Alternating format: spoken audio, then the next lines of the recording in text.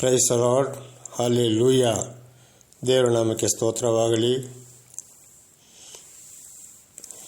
ಪ್ರಾರ್ಥನೆ ಮಾಡಿಕೊಳ್ಳೋಣ. ಸರ್ವ ಸೃಷ್ಟಿಕರ್ತನಾದಂಥ ತಂದೆ, ಮಗ, ಪರಿಶುದ್ಧನಾದಂಥ ತ್ರಿಯೇಕ ದೇವರೇ, ನಿಮ್ಮ ಪರಿಶುದ್ಧ ನಾಮಕ್ಕೆ ಸ್ತೋತ್ರ. ಸ್ವಾಮಿ, ಈ ದಿವಸವು ಈ ಸಮಯವು ನಿಮ್ಮಿಂದ ನೇಮಕವಾದಂಥ ಸಮಯವಾಗಿದೆ. ಇವತ್ತು ನನ್ನ ಜೀವಿತದಲ್ಲಿ ನೀವು ಮಾಡಿದಂಥ ಅದ್ಭುತ ಕಾರ್ಯಗಳಲ್ಲಿ ಕುರಿತು 7ನೇ ಭಾಗವಾದ 6ನೇ ವಿಷಯವನ್ನು ನನ್ನ ಸಹೋದರ ಸಹೋದರಿಯರಿಗೆ ತಿಳಿಸಲು ನೀವು ಆಶೀರ್ವಾದ ಮಾಡಿದ್ದಕ್ಕಾಗಿ, ಮಾಡ್ತಾ ಇರುವುದಕ್ಕಾಗಿ ಸ್ತೋತ್ರ. ಇದನ್ನು ಕೇಳುತ್ತಿರುವ ನನ್ನ ಸಹೋದರ ಸಹೋದರಿಯರು ಯಾವುದೇ ಗಡಿಬಿಡಿ ಇಲ್ಲದೆ ಶಾಂತಿ ಸಮಾಧಾನದಿಂದ ಕೇಳುವಂತೆ ಅವರನ್ನು ಕೂಡ ನೀವು ಹೇರಳವಾಗಿ ಆಶೀರ್ವದಿಸಿರಿ. ಹಾಗೂ ಇವತ್ತಿನ ವಿಷಯ, ದೇವರಿಂದಲೇ ರಕ್ಷಣೆ ಹೊರತು ಬೇರೆ ಯಾರಿಂದಲೂ ಕೂಡ ರಕ್ಷಣೆ ಇಲ್ಲ ಎಂಬ ಒಂದು ವಿಷಯವಾಗಿದೆ. ಸಹೋದರ ಸಹೋದರಿಯರು, ಇದನ್ನು ಕೇಳುತ್ತಿರುವ ನಿಮ್ಮೆಲ್ಲರಿಗೂ ಕೂಡ ನನ್ನ ನಮಸ್ಕಾರಗಳು. ಆಮೇನ್. ಹಲ್ಲೆಲೂಯಾ. ಇವತ್ತಿನ ಸಂದೇಶ ಭಾಗದ ಮೊದಲನೆಯ ವಚನ ಯೋಹಾನ 15ನೇ ಅಧ್ಯಾಯ 16ನೇ ವಾಕ್ಯ. ಯೋಹಾನ 15:16. ನಾನು ನಿಮ್ಮನ್ನು ಆರಿಸಿ ತೆಗೆದುಕೊಂಡೆನು, ನೀವು ಹೊರಟು ಹೋಗಿ ಫಲ ಕೊಡುವರಾಗಬೇಕೆಂತಲೂ ನೀವು ಕೊಡುವ ಫಲವು ನಿಲ್ಲುವಂತಾಗಬೇಕೆಂತಲೂ ನಿಮ್ಮನ್ನು ನೇಮಿಸಿದ್ದೇನೆ. ಹೀಗಿರಲಾಗಿ ನನ್ನ ಹೆಸರಿನಲ್ಲಿ ತಂದೆಯನ್ನು ಏನೇನು ಬೇಡಿಕೊಳ್ಳುವಿರೋ ಅದನ್ನು ಆತನು ನಿಮಗೆ ಕೊಡುವನು. ದೇವರ ನಾಮಕ್ಕೆ ಸ್ತೋತ್ರವಾಗಲಿ. ನನ್ನ ಸಹೋದರ ಸಹೋದರಿಯರೇ, ಇವತ್ತು ದೇವರು ಕೆಲವರನ್ನು ಆರಿಸಿಕೊಳ್ತಾ ಇದ್ದಾರೆ. ಯಾಕೆಂದರೆ ದೇವರ ಪರವಾಗಿ ಸಾಕ್ಷಿ ಹೇಳಲು. ಹಾಗೆ ದೇವರೇ ನಮ್ಮನ್ನು ಆರಿಸಿಕೊಳ್ತಾರೆ ಹೊರತು ನಾವು ದೇವರನ್ನು ಆರಿಸಿಕೊಳ್ಳುವರಲ್ಲ. ದೇವರು ನಮ್ಮನ್ನು ಆರಿಸಿಕೊಂಡ ಮೇಲೆ ನಾವು ಕೊಡುವ ಫಲವು ನಿಲ್ಲುವಂತಾಗಬೇಕು. ಅಂದರೆ ದೇವರ ಪರವಾಗಿ ಸಾಕ್ಷಿ ನುಡಿಯುವಂಥದ್ದು. ನಮ್ಮ ಹಿಂದಿನ ಜೀವಿತವನ್ನು ಬಿಟ್ಟು ಹೊಸ ಜೀವಿತವನ್ನು ನಾವು ಬದಲಾಯಿಸಿಕೊಂಡು ನಮ್ಮ ನಡೆ, ನುಡಿ, ಕ್ರಿಯೆಗಳು ಪ್ರತಿಯೊಂದರಲ್ಲಿ ಕೂಡ ನಮ್ಮ ಜೀವಮಾನದ ಕೊನೆಯ ತನಕ ಅದು ನಿಲ್ಲುವಂತಾಗಬೇಕು. ದೇವರಿಗೆ ಸಾಕ್ಷಿಗಳಾಗಬೇಕು, ದೇವರಿಗೆ ಮಹಿಮೆಯಾಗಬೇಕು ಎಂಬುದಾಗಿ ನಮ್ಮನ್ನು ಕೆಲವರನ್ನು ಸಾಕ್ಷಿಯನ್ನಾಗಿ ಮಾರ್ಪಡಿಸಿಕೊಂಡರು. ಹಿಂದಿನ ಅನೇಕ ಜೀವಿತಗಳಿಂದ, ಪಾಪದ ಜೀವಿತದಿಂದ ಬಿಡುಗಡೆ ಮಾಡಿ ನಮಗೆ ರಕ್ಷಣೆಯನ್ನು ಕೊಟ್ಟು ದೇವರು ನಮ್ಮ ಸಾಕ್ಷಿಗಳನ್ನಾಗಿ ಕೆಲವರನ್ನು ಆರಿಸಿಕೊಳ್ಳುತ್ತಾರೆ. ಹೀಗಿರುವಾಗ ಈ ಸಮಯದಲ್ಲಿ ನಾವು ತಂದೆ ಮುಖಾಂತರ ಯಾವುದನ್ನು ಬೇಡಿಕೊಳ್ಳಬೇಕಂದರೆ, ಖಂಡಿತವಾಗಿ ದೇವರೇ, ನೀವು ನನ್ನ ಜೀವಿತದಲ್ಲಿ ನನ್ನ ಸಾಕ್ಷಿಯಾಗಿ ಮಾರ್ಪಡಿಸಿ ಏನೇ ನಿಮ್ಮ ಚಿತ್ತ ನೆರವೇರಬೇಕೋ ಅದನ್ನು ನೆರವೇರಿಸಿ ಎಂಬುದಾಗಿ ನಾವು ಬೇಡಿಕೊಳ್ಳುವುದಾದರೆ ಖಂಡಿತವಾಗಿಯೂ ಅದನ್ನು ತಂದೆಯಾದ ದೇವರು ನಮಗೆ ಕೊಡುವರಾಗಿದ್ದಾರೆ.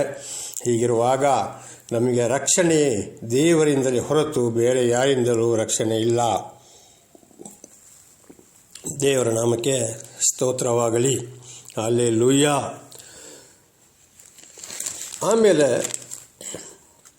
ಯೋಹಾನ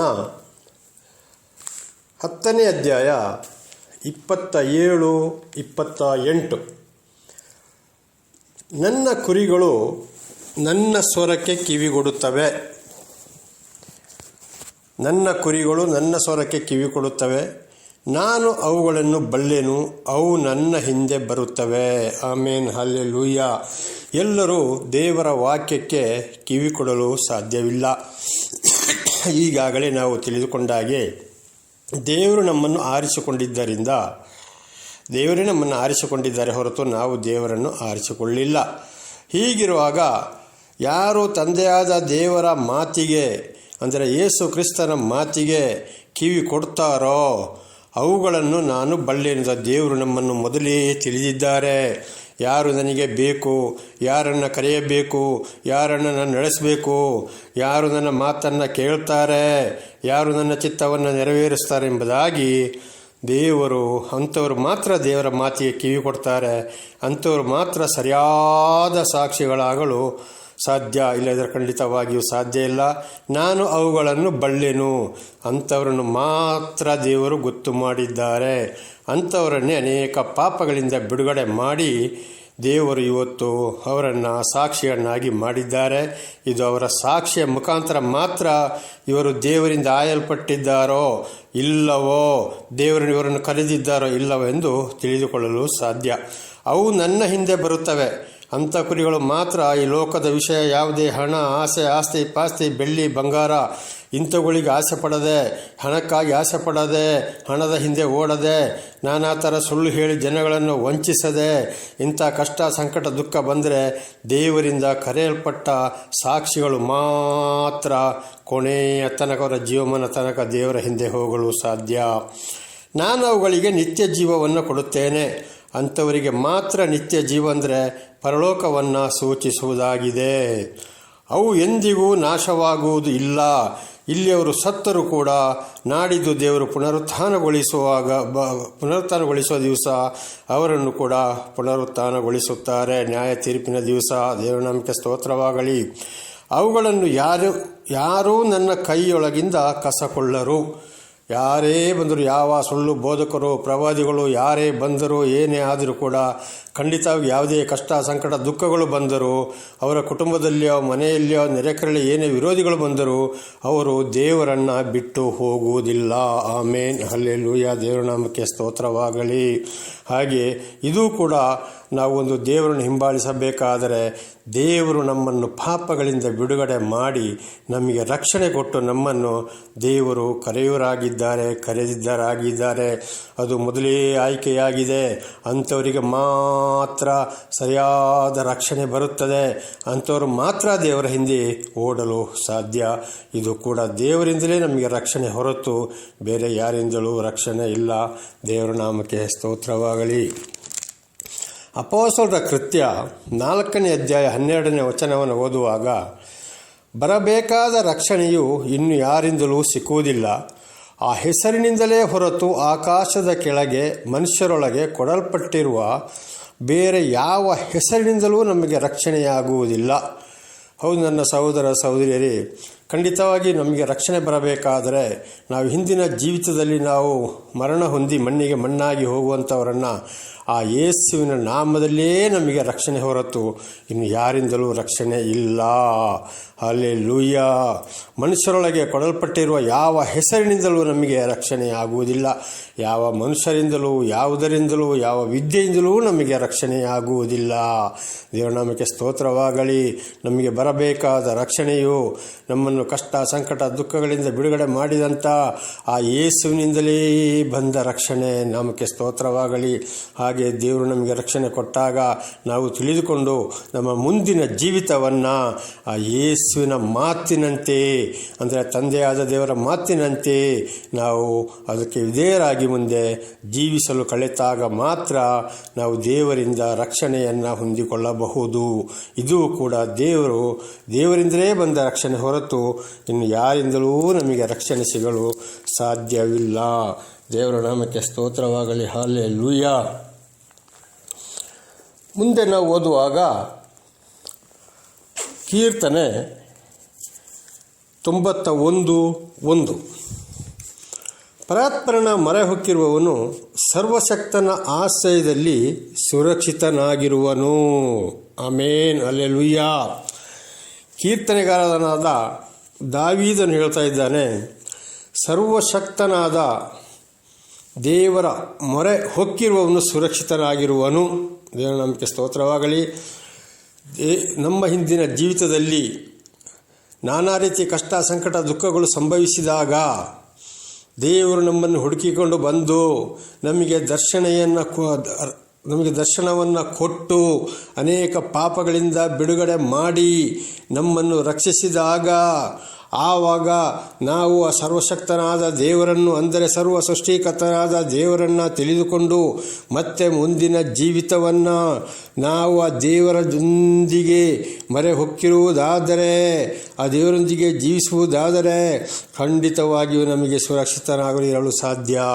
ಒಂದು ವೇಳೆ ದೇವರು ನಮಗೆ ದರ್ಶನ ಕೊಟ್ಟಾಗ, ದೇವರು ನಮಗೆ ಸಿಕ್ಕಿದಾಗ, ದೇವರು ನಮಗೆ ತಿಳಿಯಪಡಿಸಿದಾಗ ಮತ್ತು ನಾವು ರಕ್ಷಣೆಯನ್ನು ಹೊಂದಿ ನಾವು ದೇವರೊಂದಿಗೆ ಮೊರೆ ಹೋಗದಿದ್ದರೆ ನಮಗೆ ಸುರಕ್ಷಿತನಾಗಿರಲು, ನಮಗೆ ರಕ್ಷಣೆಯಿಂದ ನಾವು ಜೀವಿಸಲು ನಮಗೆ ಸಾಧ್ಯವಿಲ್ಲ.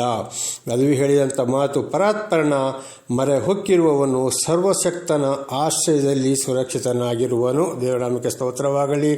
ನನ್ನ ಜೀವಿತದಲ್ಲಿ ಕೂಡ ಇದುವೇ ನಡೆದು ಹೋಯಿತು. ಯಾವಾಗ ನನ್ನ ಹಿಂದಿನ ಪಾಪದ ಜೀವಿತನ ಮರಣಕ್ಕೆ ತೆಗೆದುಕೊಂಡು ಹೋಯಿತೋ, ಅಲ್ಲಿಂದ ನನ್ನನ್ನೇ ಹುಡುಕಿಕೊಂಡು ಬಂದ ದೇವರು ದರ್ಶನ ಕೊಟ್ಟಾಗ ಆ ಮೇಲಿನ ಜೀವಿತವನ್ನು ಬೋಧಕರ ಮುಖಾಂತರ ಸತ್ಯವೇದದಲ್ಲಿ ಓದಿ ದೇವರ ವಾಕ್ಯವನ್ನು ತಿಳಿದುಕೊಂಡು ದೇವರಿಗೆ ಮೊರೆ ಹೊಕ್ಕಾಗ ದೇವರ ಆಶ್ರಯದಲ್ಲಿ ನಾನು ಇವತ್ತು ಸುರಕ್ಷಿತನಾಗಿರುತ್ತೇನೆ. ದೇವರ ನಾಮಕ್ಕೆ ಸ್ತೋತ್ರವಾಗಲಿ. ನನ್ನನ್ನು ಕೂಡ ದೇವರ ಸಾಕ್ಷಿಯಾದ ಮೇಲೆ ಅನೇಕರು ನಾನಾ ರೀತಿಯಿಂದ ಕೊಲೆ ಮಾಡಲು ಬಂದರು. ಕೊಲೆ ಮಾಡಿ ಅವನನ್ನು ಪಾರ್ಸಲ್ ಮಾಡಬೇಕೆಂದು ಕೂಡ ಯೋಚನೆ ಮಾಡಿದರು. ಅದು ಮಾತ್ರವಲ್ಲ, ನನ್ನ ಮೇಲೆ ಕೇಸ್ ಹಾಕಿ ಜೈಲಿಗೆ ಅಟ್ಟಲು ಕೂಡ ನೋಡಿದರು. ಆದರೆ ಆ ಸಮಯದಲ್ಲಿ ಕೂಡ ದೇವರಿಗೆ ಮೊರ ಹೊಕ್ಕವನಾದ್ದರಿಂದ ಇವತ್ತು ಕೂಡ ನಾನು ದೇವರ ಆಶ್ರಯದಲ್ಲಿ ಸುರಕ್ಷಿತನಾಗಿದ್ದೇನೆ. ನನ್ನ ಸಂಸಾರದಲ್ಲಿ ಕೂಡ ಬಹಳ ವಿರೋಧಗಳು ಬಂದು ಹೋಯಿತು. ಯಾರಿಗೂ ಬೇಡವನಾಗಿದ್ದೆ. ಈಗಲೂ ಕೂಡ ನಾನು ಯಾರಿಗೂ ಬೇಡದವನಾಗಿದ್ದೇನೆ.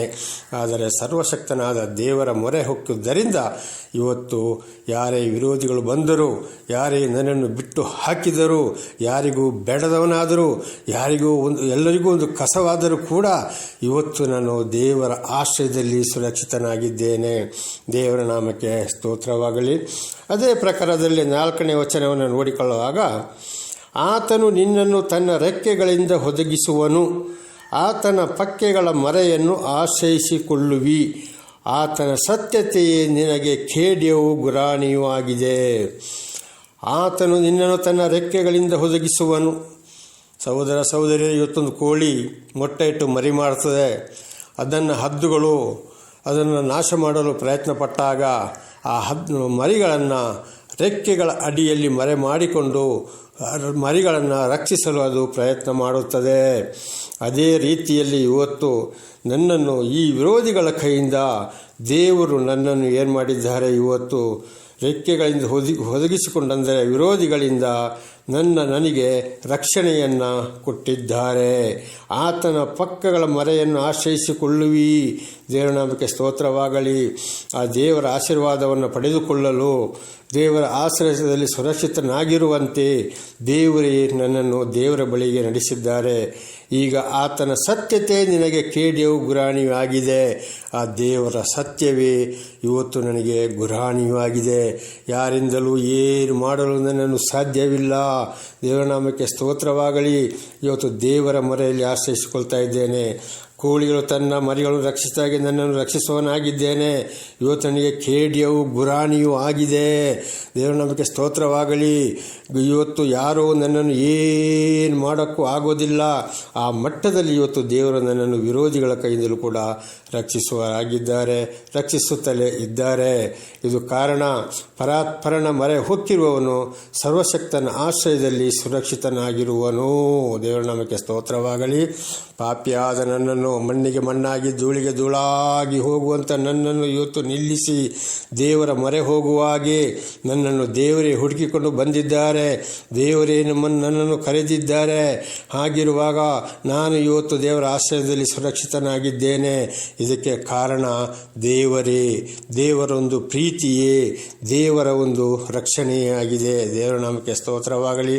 ಹಾಗೆ ರೋಮ 10ನೇ ಅಧ್ಯಾಯ 13ನೇ ವಾಕ್ಯ ನೋಡುವಾಗ, ಪಾಪದಲ್ಲಿ ನಮ್ಮ ದೇಹ ಸತ್ತು ಹೋಗುವಂತಿದ್ದಾದರೂ ಕೂಡ ನಮ್ಮ ಆತ್ಮವನ್ನು ದೇವರು ರಕ್ಷಿಸುತ್ತಾರೆ. ದೇವರ ನಮಗೆ ಸ್ತೋತ್ರವಾಗಲಿ. ನನ್ನ ಹಿಂದಿನ ಜೀವಿತ ಹಿಂದೆ ತಿಳಿಸಿದಾಗೆ ನಾನಾ ರೀತಿ ದೇಹವು ಪಾಪ ಮಾಡಿ ನಾಶವಾಗುವಂಥದ್ದಾಗಿತ್ತು. ಆದರೂ ದೇವರು ನನ್ನ ಆತ್ಮವನ್ನು ರಕ್ಷಿಸಿದರು.